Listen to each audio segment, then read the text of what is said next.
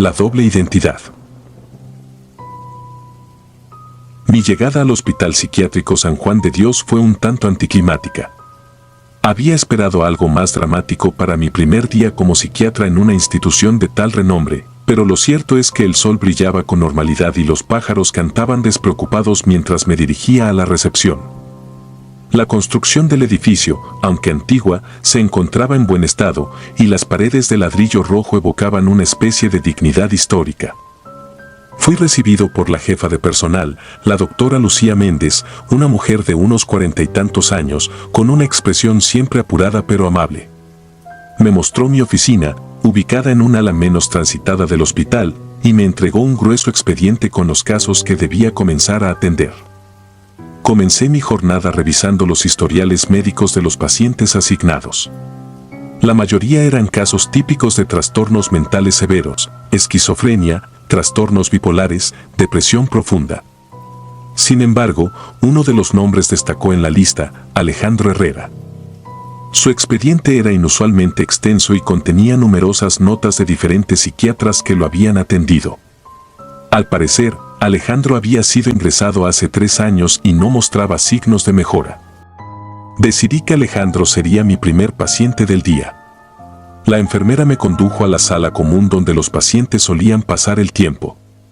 Alejandro estaba sentado solo en una esquina, mirando fijamente por una ventana. Tenía unos 40 años, el cabello oscuro y algo desordenado, y una barba que necesitaba ser recortada. Cuando me acerqué, levantó la vista y me miró con unos ojos oscuros y profundos que parecían contener secretos innombrables. A lo largo de nuestras primeras sesiones, Alejandro se mostró reticente a hablar. Respondía a mis preguntas con monosílabos o, a veces, con un silencio absoluto. Sin embargo, había algo en su mirada que me resultaba inquietante, una especie de intensidad que no lograba descifrar. Decidí profundizar en su expediente, buscando cualquier pista que pudiera ayudarme a entender mejor su condición. Revisé notas y evaluaciones de varios doctores, cada uno con su teoría sobre el origen de los problemas de Alejandro. Un patrón emergía, todos coincidían en que Alejandro parecía estar ocultando algo, como si una parte fundamental de su identidad estuviera enterrada bajo capas de defensas psicológicas. Un comentario en particular captó mi atención. Un psiquiatra anterior había mencionado que Alejandro a veces hablaba de sí mismo en tercera persona, refiriéndose al verdadero Alejandro. Intrigado, comencé a prestar más atención a las palabras y comportamientos de Alejandro. Empecé a notar detalles que antes me habían pasado desapercibidos, pequeños gestos, cambios sutiles en su tono de voz y la manera en que evitaba ciertos temas. Había algo profundamente inconsistente en su comportamiento, como si estuviera interpretando un papel. Un día, mientras revisaba su expediente una vez más, encontré una fotografía de Alejandro tomada durante su ingreso. Al observarla detenidamente, me di cuenta de que había algo extraño. No podía precisar qué, pero la imagen no coincidía del todo con el hombre que veía diariamente. La diferencia era sutil, pero estaba ahí, una cicatriz en la mejilla izquierda que no había notado antes, una ligera variación en la forma de su nariz. Mi curiosidad se transformó en sospecha. Decidí investigar más a fondo, buscando información sobre Alejandro Herrera fuera de los registros del hospital. Utilicé bases de datos públicas y archivos de noticias. Lo que descubrí fue sorprendente. Alejandro Herrera había sido declarado desaparecido 3 años antes de su ingreso al manicomio. No solo eso, sino que su desaparición estaba vinculada a un caso de asesinato sin resolver. La víctima era un hombre llamado Javier Morales, un empresario cuya vida había terminado de manera brutal. Las circunstancias del crimen eran confusas y no se había encontrado ningún sospechoso concreto. Alejandro Herrera había sido el principal sospechoso antes de su desaparición, pero sin pruebas contundentes, el caso se había enfriado. Con esta nueva información, mi perspectiva sobre Alejandro cambió drásticamente. ¿Podría ser que el hombre sentado en la sala común no fuera el verdadero Alejandro Herrera? La idea era inquietante, pero los detalles encajaban. Decidí confrontar a Alejandro indirectamente, intentando desentrañar su verdadera identidad sin levantar sospechas. Durante nuestra siguiente sesión, planteé preguntas sobre su pasado, detalles que solo el verdadero Alejandro podría conocer. Las respuestas que recibí fueron vagas y, a veces, contradictorias. Alejandro parecía cada vez más incómodo, y noté un ligero temblor en sus manos. Su fachada estaba empezando a desmoronarse. Mi siguiente paso fue revisar las grabaciones de video de su ingreso y las sesiones anteriores. Observé con detenimiento cada gesto, cada palabra, buscando inconsistencias. Una de las grabaciones mostró algo revelador. Durante una conversación con un psiquiatra, Alejandro mencionó un nombre, Javier, de manera casual. Cuando se le pidió que explicara, rápidamente cambió de tema, mostrando signos evidentes de ansiedad. Decidí llevar mi investigación a la policía, compartiendo mis sospechas y las pruebas que había recopilado. Los detectives a cargo del caso reabierto de Javier Morales se mostraron interesados y comenzaron a investigar la identidad del paciente del manicomio. Utilizaron técnicas de reconocimiento facial y análisis de ADN para comparar al hombre ingresado como Alejandro Herrera con registros anteriores. Los resultados fueron concluyentes. El hombre en el hospital psiquiátrico no era Alejandro Herrera, sino alguien que había asumido su identidad. La verdadera identidad del paciente resultó ser Ricardo Martínez, un antiguo empleado de Javier Morales que había desaparecido poco después del asesinato. Ricardo había suplantado a Alejandro para evadir la justicia, aprovechando la desaparición de este para esconderse en el manicomio. El plan había sido ingenioso, pero no perfecto. Las inconsistencias en su comportamiento y la presión de mantener una identidad falsa durante tanto tiempo finalmente lo habían delatado. La policía arrestó a Ricardo y, durante el interrogatorio, confesó haber asesinado a Javier Morales en un arrebato de ira y desesperación. Javier había descubierto que Ricardo estaba robándole grandes sumas de dinero y lo había confrontado. En el altercado que siguió, Ricardo lo mató y luego desapareció, utilizando la identidad de Alejandro para ocultarse. El caso fue cerrado y, aunque me sentí aliviado por haber descubierto la verdad, no pude evitar sentir una profunda inquietud. El rostro de Alejandro, o mejor dicho, de Ricardo, seguía grabado en mi mente y la intensidad de su mirada aún me perseguía. La experiencia me dejó una lección importante sobre la fragilidad de la identidad y el abismo que puede esconderse detrás de los ojos de una persona. Regresé al manicomio con una nueva perspectiva sobre mi trabajo. Sabía que, aunque muchos pacientes eran víctimas de sus propias mentes, otros podían ser perpetradores escondidos a plena vista. Mi tarea no solo era curar, sino también vigilar y proteger. Y, sobre todo, nunca subestimar la complejidad de la mente humana y los secretos que puede esconder. La enfermera de medianoche. Trabajar en el Hospital Psiquiátrico San Ángel nunca fue parte de mis planes. Me gradué en psicología con la esperanza de abrir mi propia práctica algún día, pero las circunstancias me llevaron a aceptar un puesto como asistente clínico en esta institución. El lugar, una vieja construcción de ladrillo y piedra, tenía una atmósfera opresiva que parecía absorber la luz y el calor del sol, dejando siempre un aire gélido y sombrío. Mis días consistían en rutinas repetitivas, asistir a las sesiones de terapia, distribuir la medicación y lidiar con los episodios de los pacientes. Las noches, sin embargo, eran otro asunto. La oscuridad transformaba el hospital en un lugar aún más siniestro, donde los ecos de los gritos y murmullos de los pacientes resonaban por los pasillos desiertos. Una noche, mientras revisaba los informes de los pacientes, algo llamó mi atención. Varias notas recientes mencionaban la aparición de una enfermera que visitaba a los pacientes después de la medianoche. Al principio, lo descarté como delirios comunes entre los internos. Pero, cuanto más leía, más me inquietaba la consistencia de los relatos. Todos describían a una mujer alta, de cabello largo y oscuro, con una expresión serena y una voz calmada. Nadie en el hospital encajaba con esa descripción. Intrigado y perturbado, decidí investigar más a fondo. Revisé las cámaras de seguridad del hospital, buscando alguna pista. Pasé horas mirando las grabaciones, avanzando rápidamente a través de las horas de silencio y calma, hasta que algo me hizo detenerme. En la pantalla, a las 3 de la madrugada, vi una figura moviéndose con sigilo por los pasillos. La calidad de la imagen era pobre, pero pude distinguir el uniforme de enfermera. Llamé a mis colegas, compartiendo mis hallazgos. Nos organizamos para hacer guardias nocturnas, tratando de descubrir quién era esa misteriosa figura. Las primeras noches no encontramos nada fuera de lo común.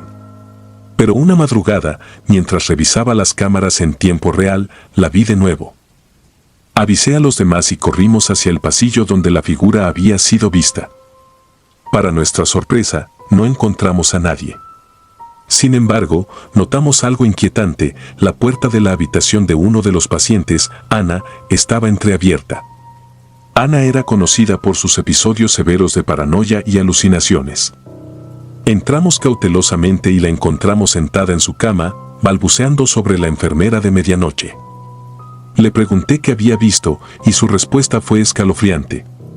Describió cómo la enfermera había entrado en su habitación, susurrándole cosas incomprensibles y acariciando su cabello. Intenté calmarla, diciéndole que probablemente había sido un sueño, pero en mi interior sentía una creciente sensación de alarma. Decidí tomar un enfoque más sistemático. Durante las siguientes semanas, revisé los historiales de todos los pacientes que habían mencionado a la enfermera. Descubrí que la mayoría de ellos eran internos recientes, admitidos en los últimos 6 meses. También noté un patrón: todos ellos tenían antecedentes de abuso o trauma severo. Mientras más investigaba, más me convencía de que algo siniestro estaba ocurriendo. Una noche, revisando las cámaras, vi algo que me heló la sangre. La enfermera entraba en la habitación de un paciente, pero no salió. Rápidamente me dirigí a esa habitación. Al entrar, el paciente, un joven llamado Roberto, estaba despierto y temblando. Me dijo que la enfermera había estado allí, pero que había desaparecido de repente. Convencido de que algo sobrenatural estaba ocurriendo, recurrí a la administración del hospital. Sin embargo, mi jefe, el doctor Ramírez, era un hombre escéptico. Me desestimó rápidamente, diciendo que todo era producto de la imaginación de los pacientes y de mi propia fatiga. Decidí no insistir, pero seguí vigilando las cámaras y haciendo mis propias anotaciones. Una madrugada, mientras revisaba las grabaciones, vi algo que no podía ignorar. La enfermera entraba en la sala de medicación y manipulaba los frascos de medicinas. Esto ya no era una cuestión de alucinaciones, sino de seguridad. Decidí confrontar al doctor Ramírez nuevamente, esta vez con pruebas concretas. Le mostré las grabaciones y, aunque al principio se mostró escéptico, no pudo ignorar lo evidente. Llamamos a la policía y se inició una investigación. Lo que descubrieron fue aterrador. La enfermera no era una aparición, sino una persona real. Su nombre era Laura, una ex enfermera que había sido despedida del hospital años atrás por conducta inapropiada. Se había infiltrado en el hospital, aprovechando su conocimiento del lugar y de los protocolos de seguridad. Laura tenía un historial de trastornos mentales y su objetivo era experimentar con los pacientes. Había estado administrando dosis alteradas de medicamentos, exacerbando los síntomas de los internos y llevándolos al borde de la locura. La policía la arrestó y se inició un proceso judicial en su contra. La noticia causó un gran revuelo en el hospital. Los pacientes que habían sufrido a manos de Laura fueron trasladados a otras instituciones para recibir el tratamiento adecuado. El doctor Ramírez y el resto del personal intensificaron las medidas de seguridad para asegurarse de que algo así no volviera a ocurrir. A pesar de que Laura fue detenida, el miedo y la paranoia se apoderaron de mí. Cada noche, mientras caminaba por los pasillos desiertos, no podía evitar sentir que algo o alguien me observaba. Las sombras parecían moverse y los murmullos de los pacientes se transformaban en susurros siniestros. El Hospital Psiquiátrico San Ángel nunca volvió a ser el mismo. La historia de la enfermera de medianoche se convirtió en una leyenda entre los internos y el personal. A pesar de los esfuerzos por restablecer la normalidad, el lugar seguía teniendo una atmósfera opresiva, como si los horrores del pasado aún se aferraran a sus paredes. Con el tiempo, decidí dejar el hospital. La experiencia me había marcado profundamente y necesitaba alejarme de aquel lugar. Abrí mi propia práctica, cumpliendo finalmente mi sueño, pero el recuerdo de aquellos días en San Ángel nunca me abandonó. A veces, en las noches más oscuras, cuando el viento sopla fuerte y las sombras se alargan, creo ver una figura vestida de blanco, moviéndose sigilosamente entre las sombras, y el miedo vuelve a apoderarse de mí. La habitación sellada. Siempre me fascinó la mente humana, su capacidad para crear y destruir. Tal vez fue esa curiosidad la que me llevó a aceptar el puesto en el Hospital Psiquiátrico Santa Lucía. Me había graduado en psiquiatría hacía un par de años y necesitaba un empleo estable. Santa Lucía, con su historia oscura y su reputación inquietante, era mi última opción, pero también mi única oportunidad en ese momento. El hospital estaba situado en las afueras de la ciudad, rodeado de bosques espesos y caminos sinuosos. Era un edificio antiguo, con muros de piedra y ventanas pequeñas que parecían más adecuadas para una prisión que para un centro de salud. Desde el primer día, la atmósfera del lugar me resultó opresiva, casi sofocante.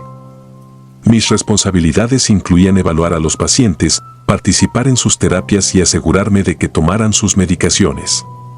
El trabajo era intenso, pero también gratificante en algunos aspectos. Con el tiempo, me familiaricé con los pasillos laberínticos y las historias de los internos. Sin embargo, había un lugar en el hospital que siempre evitaba, el ala oeste. El ala oeste del hospital estaba cerrada desde hacía décadas. Había rumores entre el personal sobre lo que había sucedido allí, pero nadie sabía la verdad completa. Algunos decían que era un lugar de castigo, otros que albergaba a los pacientes más peligrosos. Lo único cierto era que el ala oeste permanecía sellada, un lugar olvidado por el tiempo. Todo cambió cuando la administración decidió renovar esa parte del hospital. La infraestructura estaba deteriorándose y se había asignado un presupuesto para modernizar las instalaciones. La noticia me causó una mezcla de emoción y temor. ¿Qué secretos se descubrirían tras esas puertas cerradas? El día que comenzaron las renovaciones, sentí una tensión palpable en el aire. Los obreros retiraron las tablas y cadenas que sellaban las puertas del ala oeste. El chirrido de las bisagras oxidadas resonó por todo el edificio. La primera vista del interior fue desoladora, polvo y telarañas cubrían todo, y el aire estaba cargado de un olor rancio y acre. A medida que avanzaban las renovaciones, se encontraron varios objetos inquietantes. En un aula abandonada, se descubrieron restos de muebles destrozados y manchas en las paredes que sugerían actos violentos. Pero lo más perturbador fue el hallazgo de una caja metálica oculta detrás de una pared falsa. La caja contenía una colección de cartas y diarios escritos por antiguos pacientes. Eran testimonios de sufrimiento y desesperación, relatos de abusos y torturas que me helaron la sangre. Cada palabra escrita con desesperación y miedo narraba un capítulo oscuro de la historia del hospital. Uno de los diarios pertenecía a una joven llamada Elena. Sus escritos describían cómo había sido internada en el hospital contra su voluntad. Elena hablaba de un médico sádico que experimentaba con los pacientes, sometiéndolos a tratamientos inhumanos bajo la fachada de la terapia. Sus relatos eran detallados y desgarradores: electrocuciones, inmersiones en agua helada, privación sensorial. Pero lo que más me impactó fue su mención constante del aula de los olvidados, un lugar en el ala oeste donde los peores abusos tenían lugar. Con cada página que leía, sentía una mezcla de horror y rabia. No podía creer que tales atrocidades hubieran sucedido en el lugar donde trabajaba. Decidí investigar más a fondo, tratando de encontrar más pruebas que corroboraran los relatos de Elena y los otros pacientes. Revisé los archivos históricos del hospital, pero muchos documentos estaban incompletos o habían desaparecido misteriosamente. Hablé con los empleados más antiguos, pero todos parecían temerosos de mencionar el pasado del ala oeste. La administración, al enterarse de mis indagaciones, me aconsejó que dejara el asunto en paz, sugiriendo que me concentrara en mi trabajo actual. Sin embargo, no podía ignorar lo que había descubierto. Comencé a pasar más tiempo en el ala oeste, explorando cada rincón, buscando cualquier pista que pudiera arrojar luz sobre lo que había sucedido allí. Cada visita era una experiencia inquietante, las sombras parecían moverse a mi alrededor y los ecos de mis pasos resonaban como susurros de los fantasmas del pasado. Un día, mientras revisaba el aula donde se había encontrado la caja, descubrí una trampa en el suelo. Al abrirla, encontré una pequeña habitación subterránea. El aire estaba pesado y viciado, y la oscuridad era casi total. Usando la linterna de mi teléfono, iluminé el espacio y lo que vi me dejó sin aliento. La habitación contenía equipos médicos antiguos y una camilla cubierta de manchas oscuras. Había instrumentos quirúrgicos oxidados y cadenas ancladas a las paredes. Las marcas de lucha y desesperación eran evidentes en cada superficie. Este lugar era, sin duda, el aula de los olvidados del que hablaba Elena en su diario. Tomé fotos y recopilé pruebas, decidido a exponer la verdad. Mi mente estaba llena de las imágenes de las cartas y los diarios, los rostros de los pacientes que habían sufrido en silencio. Sabía que tenía que hacer algo para que sus voces fueran escuchadas. Contacté a un periodista que conocía, alguien de confianza que había investigado casos de corrupción y abuso en instituciones similares. Le proporcioné toda la información que había recopilado, con la esperanza de que pudiera sacar a la luz los horrores ocultos de Santa Lucía. La publicación del reportaje causó un escándalo. La administración del hospital fue investigada y varios empleados fueron despedidos. Se iniciaron procesos legales contra los responsables de los abusos, aunque muchos de ellos ya habían fallecido o estaban fuera del alcance de la justicia. El hospital se vio obligado a cerrar temporalmente para llevar a cabo una revisión completa de sus prácticas y políticas. Aunque la verdad finalmente salió a la luz, el costo fue alto. La revelación de los abusos cometidos en el pasado de Santa Lucía dejó una marca imborrable en la reputación del hospital. Los pacientes actuales fueron trasladados a otras instituciones y muchos miembros del personal, incluido yo, decidimos renunciar. A pesar de todo, me sentí aliviado de haber cumplido con mi deber moral. Los relatos de Elena y los otros pacientes ya no serían ignorados. Sus voces habían sido escuchadas y, en cierto modo, habían encontrado justicia. Dejé Santa Lucía con una mezcla de tristeza y alivio. La experiencia me había cambiado profundamente, dejándome con cicatrices que llevaría para siempre. Pero también me dio un propósito renovado, luchar contra los abusos y asegurarme de que ninguna otra persona tuviera que sufrir lo que aquellos pacientes habían soportado en silencio. El tiempo pasó y seguí adelante con mi vida, pero el recuerdo del aula de los olvidados y las cartas de los pacientes nunca me abandonó. A veces, en las noches más tranquilas, podía sentir el peso de sus miradas, como si sus almas aún buscaran la paz que se les había negado en vida.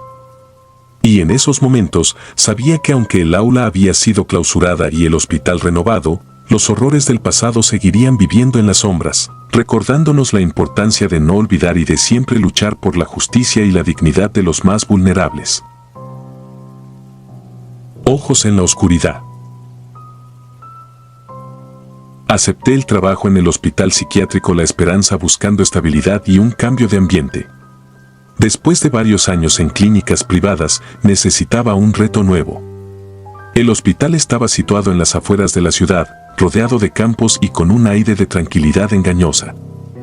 Era un lugar antiguo, con muros de ladrillo rojo y ventanas que parecían mirar al vacío.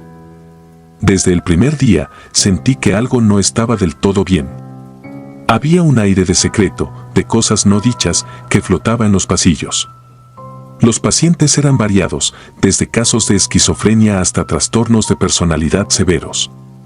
Cada uno tenía su propia historia, su propio infierno personal. Mis tareas diarias eran rutinarias: revisar informes, monitorear el estado de los pacientes y participar en sesiones de terapia grupal. Sin embargo, una tarde, mientras revisaba las notas de un paciente en mi oficina, noté algo extraño en la documentación. Un reporte de mantenimiento mencionaba la instalación de sistemas de monitoreo en las habitaciones, algo que nunca había sido parte de las políticas del hospital. Intrigado, decidí investigar. Revisé las habitaciones de los pacientes más de cerca y, efectivamente, descubrí pequeñas cámaras ocultas en las esquinas de los techos, disimuladas entre los adornos y las rejillas de ventilación. El hallazgo me perturbó profundamente. ¿Quién había instalado esas cámaras y por qué? Con mucho cuidado, comencé a seguir el rastro de las cámaras. Descubrí que las grabaciones eran almacenadas en una sala de mantenimiento en el sótano, un lugar al que raramente alguien iba. Decidí bajar y revisar las cintas, mi curiosidad superando al miedo.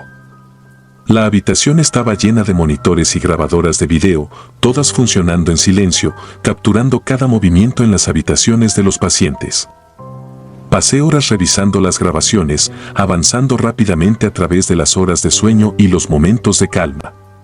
Lo que vi fue perturbador. Los pacientes, en sus momentos más vulnerables, eran observados sin su conocimiento.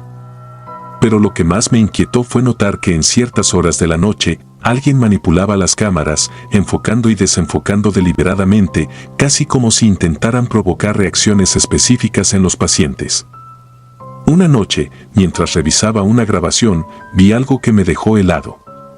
Una figura vestida con un uniforme del hospital entraba en la habitación de un paciente. La figura susurraba cosas al oído del paciente, manipulando objetos personales y moviéndolos del lugar. El paciente, un hombre llamado Luis con un historial de paranoia, se despertaba sobresaltado, confundido y aterrorizado. Seguí revisando más grabaciones y encontré patrones similares en varias habitaciones. Cada vez, la misma figura, haciendo las mismas acciones. La manipulación era meticulosa, diseñada para desorientar y asustar a los pacientes. ¿Quién era esta persona y cuál era su objetivo? Decidí seguir investigando. Pasé noches en vela, revisando las grabaciones y tomando notas detalladas. Descubrí que la figura siempre actuaba entre las 2 y las 4 de la madrugada, cuando el hospital estaba en su momento más tranquilo. Decidí instalar una cámara oculta en la sala de mantenimiento para descubrir quién era la persona detrás de todo esto. La noche siguiente, revisé la nueva grabación con el corazón en un puño. La cámara oculta capturó a un hombre entrando en la sala de mantenimiento. Era el Dr. Pérez, uno de los psiquiatras más respetados del hospital. No podía creerlo. El mismo hombre que trabajaba con dedicación durante el día se transformaba en un manipulador sádico por la noche. El Dr. Pérez parecía disfrutar de su trabajo nocturno. Observaba las reacciones de los pacientes en tiempo real, haciendo anotaciones en un cuaderno. Su rostro mostraba una mezcla de curiosidad y satisfacción. Cada vez que un paciente reaccionaba con miedo o confusión, una sonrisa se dibujaba en su rostro. La revelación me dejó atónito y lleno de rabia. Sabía que tenía que actuar, pero también era consciente de que debía hacerlo con cuidado. El Dr. Pérez era una figura poderosa en el hospital y cualquier acusación sin pruebas concretas podría volverse en mi contra. Decidí recopilar todas las pruebas posibles. Pasé semanas grabando y documentando cada acción del Dr. Pérez. Hice copias de las grabaciones y las almacené en un lugar seguro fuera del hospital. Mientras tanto, me mantenía alerta, esperando el momento adecuado para actuar. Finalmente, sentí que tenía suficiente evidencia. Presenté mis hallazgos al director del hospital, el Dr. Martínez. Le mostré las grabaciones y las anotaciones detalladas. Su reacción fue de shock y consternación. No podía creer que uno de sus mejores psiquiatras estuviera involucrado en algo tan retorcido. Se inició una investigación interna. El Dr. Pérez fue suspendido inmediatamente y las autoridades fueron notificadas. Los pacientes afectados fueron informados y se tomaron medidas para asegurarse de que recibieran el apoyo y la terapia necesarios para superar el trauma adicional que habían sufrido. El escándalo salió a la luz pública, causando un gran revuelo. El hospital fue sometido a una revisión exhaustiva de todas sus prácticas y políticas. Se implementaron nuevas medidas de seguridad y se instaló un sistema de monitoreo transparente para garantizar que nada similar volviera a ocurrir. El Dr. Pérez fue arrestado y enfrentó cargos por abuso y manipulación. Durante el juicio, se reveló que había estado realizando sus experimentos durante años, disfrutando del poder y control que tenía sobre los pacientes. Fue condenado y enviado a prisión, pero las cicatrices que dejó en las mentes de sus víctimas tardarían mucho más en sanar. A pesar de la satisfacción de haber revelado la verdad, el incidente me dejó marcado. El hospital psiquiátrico, que alguna vez había sido un refugio para aquellos en necesidad, se había convertido en un lugar de pesadilla para muchos. La confianza y el respeto hacia la institución estaban gravemente dañados y yo también sentía una profunda desilusión. Decidí renunciar a mi puesto en La Esperanza. La experiencia me había cambiado profundamente y necesitaba un tiempo para recuperarme y reflexionar sobre mi carrera. Tomé un tiempo para viajar, alejarme de todo y encontrar una nueva perspectiva. Eventualmente, regresé al campo de la psiquiatría, pero esta vez con una nueva misión.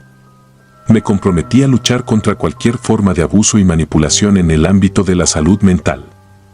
Trabajé con organizaciones dedicadas a la protección de los derechos de los pacientes y me convertí en un defensor incansable de la transparencia y la ética en la atención médica. El recuerdo del Dr. Pérez y sus actos nunca me abandonó, sirviendo como un recordatorio constante de los peligros de la autoridad sin control y la vulnerabilidad de aquellos a quienes servimos. Aprendí a nunca dar por sentado la confianza de los pacientes y a siempre vigilar no solo a aquellos bajo mi cuidado, sino también a mis colegas y a mí mismo. El Hospital Psiquiátrico La Esperanza finalmente logró recuperarse, implementando nuevas políticas y construyendo una cultura de confianza y cuidado genuino. Sin embargo, para aquellos que vivieron la pesadilla de ser observados y manipulados en sus momentos más vulnerables, las cicatrices siempre serían un recordatorio de los ojos en la oscuridad que una vez los acecharon. La historia del Dr. Pérez y sus sádicos experimentos se convirtió en una advertencia, una historia contada para asegurar que nunca se olvidara la importancia de la ética y la humanidad en la psiquiatría. Y para mí, fue una lección imborrable sobre la importancia de la vigilancia, la transparencia y la lucha constante por la justicia y el respeto hacia todos los seres humanos, especialmente aquellos que dependen de nosotros para su cuidado y bienestar. Los secretos del jardín. El Hospital Psiquiátrico San Benito no era solo mi lugar de trabajo, sino también mi refugio. Acepté el puesto de jardinero buscando una vida tranquila, alejada del bullicio de la ciudad. San Benito, con sus extensos jardines y su ambiente apacible, parecía el lugar ideal para encontrar la paz que necesitaba. Las plantas no tenían juicios ni exigencias, solo necesitaban cuidado y atención. Cada mañana, mi rutina empezaba temprano. Podar los setos, regar las flores y cuidar los árboles frutales me daba una sensación de propósito. Los pacientes a menudo paseaban por los senderos, encontrando consuelo en la naturaleza que les rodeaba. Era un entorno pacífico, o al menos eso creía. Un día, mientras cavaba un hoyo para plantar un rosal nuevo cerca del muro norte del jardín, el sonido de la pala chocando contra algo sólido me hizo detenerme. Al principio, pensé que era una roca, pero al escarbar más, me di cuenta de que era algo diferente. Lo que descubrí me heló la sangre, un hueso humano.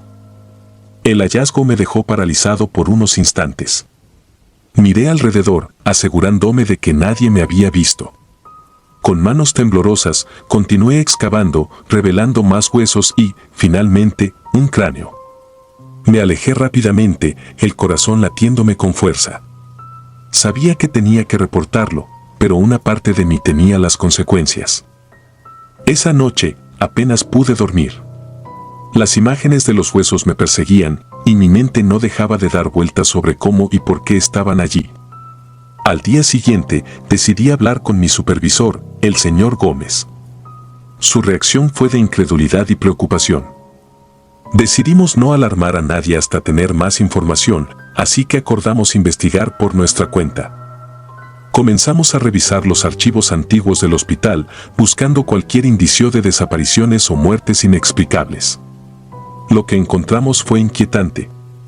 Había varios pacientes que, según los registros, habían sido dados de alta de manera abrupta o sin notificación alguna a sus familias.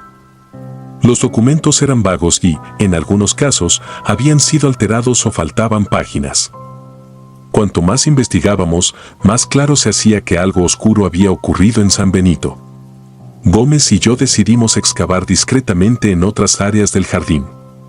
En varias ocasiones encontramos más restos humanos, cada hallazgo más perturbador que el anterior. Los esqueletos no estaban enterrados profundamente, lo que indicaba una cierta urgencia o descuido al deshacerse de ellos. Nuestra investigación nos llevó a los archivos de personal. Descubrimos que, durante los últimos 20 años, había habido varios directores y médicos que solo trabajaron en el hospital por periodos cortos antes de desaparecer sin dejar rastro. Cada uno de ellos tenía acceso a los pacientes y al jardín. La coincidencia era demasiada para ignorarla. Un nombre en particular apareció repetidamente, el doctor Rafael Morales. Había sido director del hospital durante una década y su partida fue abrupta y sin explicaciones. Decidimos centrar nuestra investigación en él. Revisamos sus notas personales y registros de pacientes. Lo que encontramos fue espeluznante. Morales había estado experimentando con tratamientos extremos y poco ortodoxos. Muchos de sus pacientes habían desaparecido o muerto bajo circunstancias sospechosas.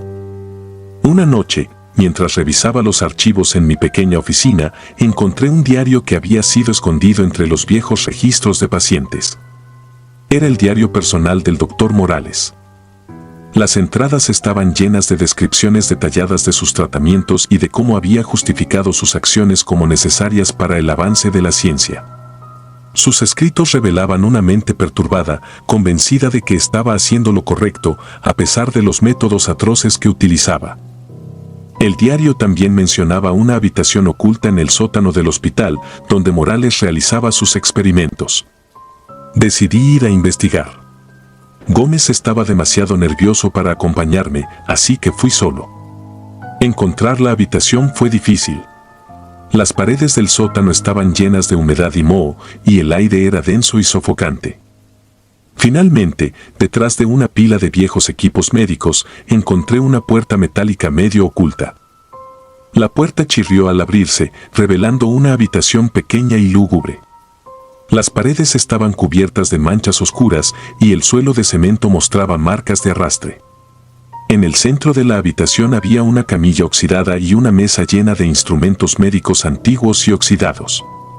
El lugar olía a muerte y desesperación. En una esquina, encontré una caja de metal llena de frascos etiquetados con números y fechas. Los frascos contenían restos de tejidos y órganos conservados en formol. Me sentí enfermo al verlos. Era claro que Morales había llevado a cabo experimentos horribles en esa habitación. También encontré más documentos, llenos de detalles gráficos sobre sus procedimientos y los nombres de sus víctimas. Regresé a la superficie con las pruebas, decidido a exponer la verdad. Gómez y yo nos reunimos con la administración del hospital, presentando nuestras evidencias. La reacción fue de horror y negación inicial, pero las pruebas eran irrefutables. Se inició una investigación oficial y la noticia se filtró a los medios. El escándalo fue masivo. El hospital fue cerrado temporalmente mientras las autoridades realizaban una investigación exhaustiva. El terreno del jardín fue excavado sistemáticamente, revelando más cuerpos enterrados. Cada esqueleto contaba una historia de sufrimiento y muerte. El doctor Morales, que había desaparecido hace años, se convirtió en el centro de una cacería humana internacional. Las familias de las víctimas exigieron justicia y el nombre de San Benito quedó manchado para siempre. A medida que se revelaban más detalles, quedó claro que Morales no había actuado solo. Varios miembros del personal del hospital, pasados y presentes, habían estado al tanto de sus acciones o, peor aún, habían participado en ellas. Las detenciones se sucedieron y las historias de horror emergieron a la luz una tras otra. El impacto emocional fue devastador.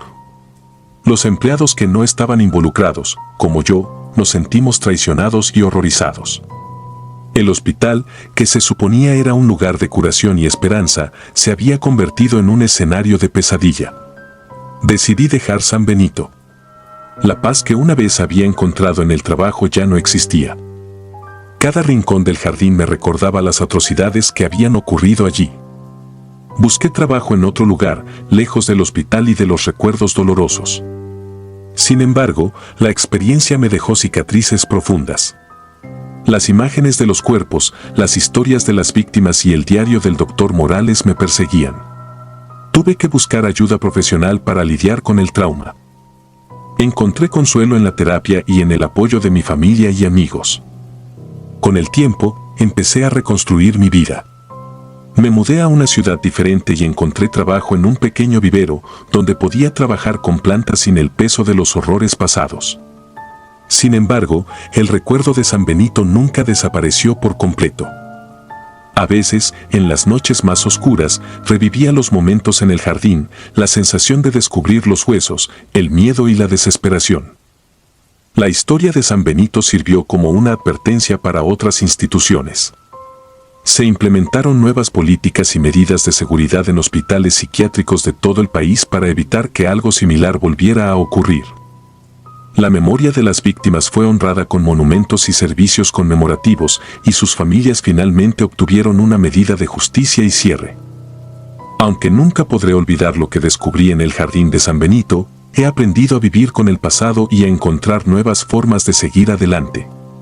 La naturaleza sigue siendo mi refugio, un recordatorio de que, a pesar de la oscuridad, siempre hay lugar para la esperanza y la renovación. Sombras en el pasillo. Trabajar como guardia nocturno en el Hospital Psiquiátrico La Paz siempre me había parecido un trabajo tranquilo. La rutina de vigilar los monitores de seguridad y patrullar los pasillos oscuros se volvía casi monótona con el tiempo. Los días se desvanecían en una niebla de guardias nocturnas interminables y el zumbido constante de las cámaras de seguridad. Pero una serie de eventos extraños comenzó a romper esa tranquilidad. Era una noche fría de noviembre cuando noté por primera vez algo inusual en las cámaras. El monitor mostró a un paciente, un hombre mayor llamado Ernesto, deambulando por una zona restringida cerca del ala de almacenamiento de medicamentos. No era común que los pacientes se aventuraran fuera de sus áreas designadas, especialmente no en la noche. Decidí que debía investigar. Al llegar al pasillo, no encontré rastro de Ernesto. Todo estaba en silencio, salvo por el zumbido lejano de las luces fluorescentes. Pensé que quizá había imaginado las imágenes en el monitor, pero no podía ignorar la sensación de que algo estaba fuera de lugar. Volví a la sala de seguridad y revisé las grabaciones. Efectivamente, Ernesto había estado allí, pero desapareció de la vista de las cámaras sin dejar rastro. Las siguientes noches empecé a notar más incidentes similares. Pacientes que aparecían en áreas donde no debían estar, solo para desaparecer segundos después. Cada vez que investigaba, no encontraba a nadie. La situación comenzó a inquietarme.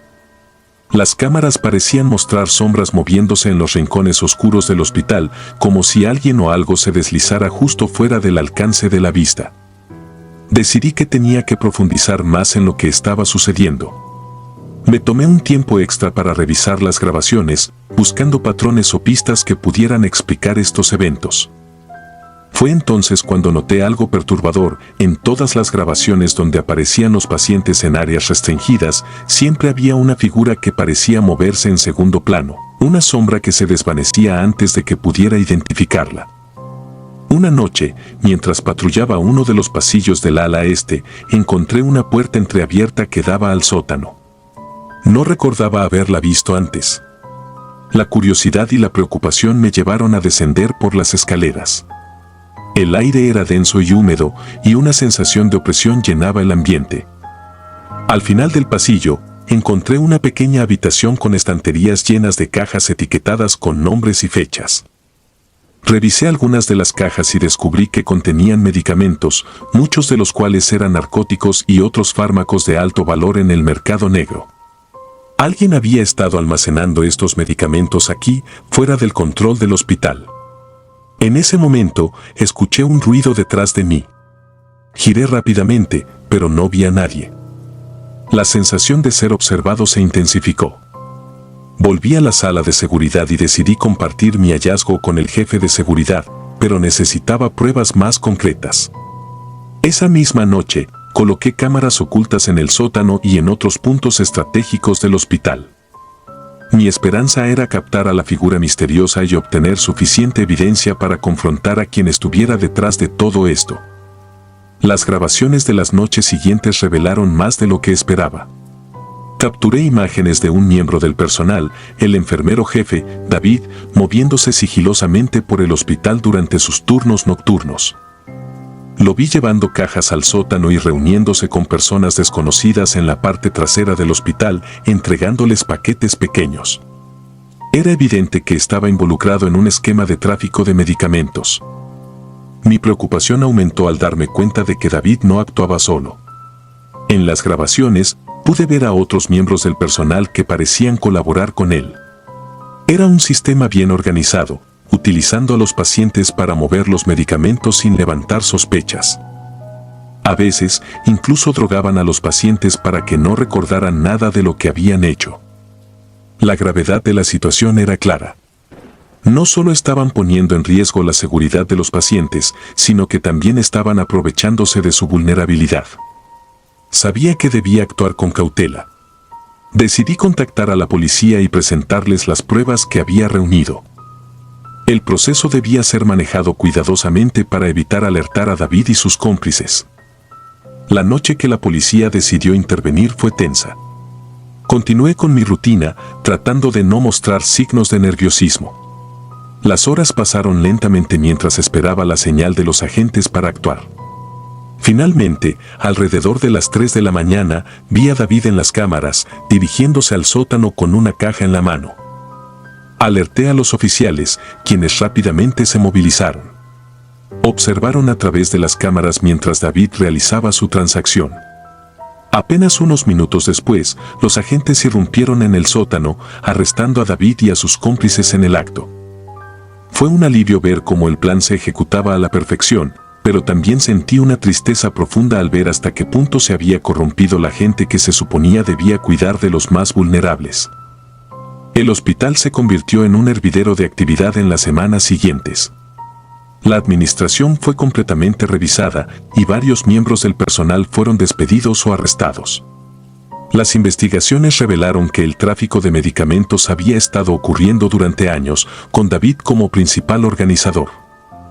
Los pacientes que habían sido utilizados en el esquema recibieron apoyo adicional y terapia para ayudarlos a recuperarse del trauma. A pesar de todo, me sentí en paz al haber hecho lo correcto. Sabía que mi papel había sido crucial para detener la corrupción que había infectado el hospital. Sin embargo, la experiencia me dejó una cicatriz profunda. Cada vez que patrullaba los pasillos oscuros del hospital, no podía evitar sentir una presencia invisible, una sombra del pasado que me recordaba constantemente los horrores que habían ocurrido. Decidí que no podía continuar trabajando en la paz. El lugar, que una vez había sido un refugio de tranquilidad para mí, ahora estaba marcado por los recuerdos de la traición y la corrupción. Presenté mi renuncia y busqué un nuevo empleo en un entorno más seguro y honesto. Mi experiencia en La Paz me enseñó mucho sobre la naturaleza humana y los peligros de la ambición desenfrenada. Aprendí a ser más vigilante y a no dar nada por sentado. La confianza, una vez rota, es difícil de reparar y siempre me aseguré de mantener una actitud crítica y observadora en mi nuevo trabajo. El Hospital Psiquiátrico La Paz también cambió. La administración implementó nuevas políticas y sistemas de seguridad para asegurar que nunca más se permitiera una situación similar. La reputación del hospital sufrió, pero con el tiempo lograron reconstruir la confianza de la comunidad. A veces, en las noches más oscuras, los recuerdos de mi tiempo en La Paz regresan, recordándome las sombras que una vez acecharon los pasillos. Sin embargo, también me recuerdan la importancia de la integridad y la valentía, y cómo, incluso en los momentos más oscuros, es posible hacer lo correcto y marcar la diferencia. Si disfrutas de los relatos, te invitamos a apoyarnos con un like y un comentario, ya que eso nos ayuda muchísimo. Además, si aún no estás suscrito o suscrita, te animamos a formar parte de la comunidad del terror. Muchas gracias por escucharnos y por tu apoyo.